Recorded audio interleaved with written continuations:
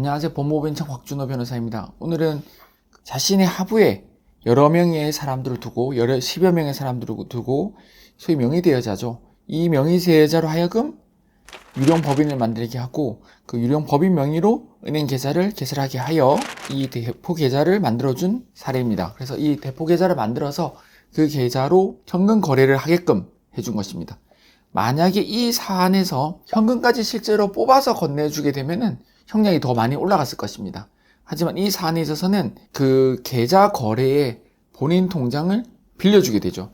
근데 보통 이렇게 계좌만 빌려주는 경우에 있어서는 소위 말하는 앞장 뒷장 중에서 앞장으로 쓰는 경우가 많습니다. 어쨌든 그거는 논의를 하고 이렇게 이제 대포 계좌를 빌려주게 된 것이고 그로 인해서 이제 재판에 넘어갔습니다. 이 빌려준 대포 계좌들이 어디에 쓰였냐면은 테크, 소위 말하는 리딩방에 쓰였거든요.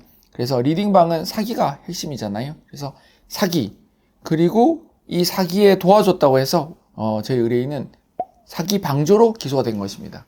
그래서 다른 사람들이 사기 범행을 하는데 본인이 10여 명의 명의자들을 관리하면서 이 사람들을 하여금 대포 계좌를 만들게 하고 그 계좌를 빌려주어서 사기 방조로 기소가 된 사안입니다.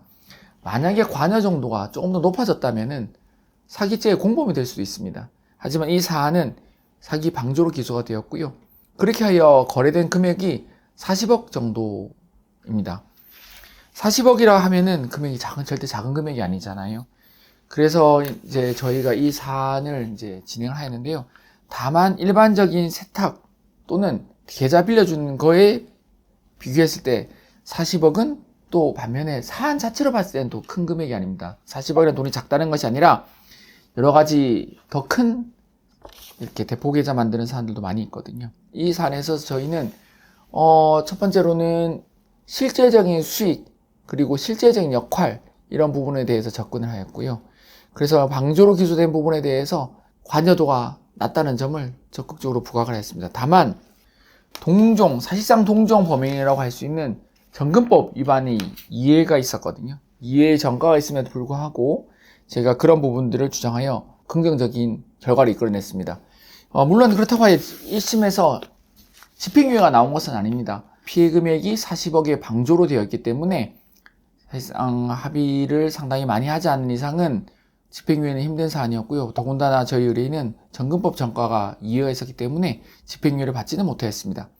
하지만 이렇게 다른 사람의 범행에 대포 통장을 빌려준다거나 심지어는 세탁까지 해서 현금을 건네준다거나 또는 요즘에 많이 하는 것이 상품권 내지 USDT, 특히 USDT로 전환하여 돈을 주는 경우들이 많이 있지 않습니까?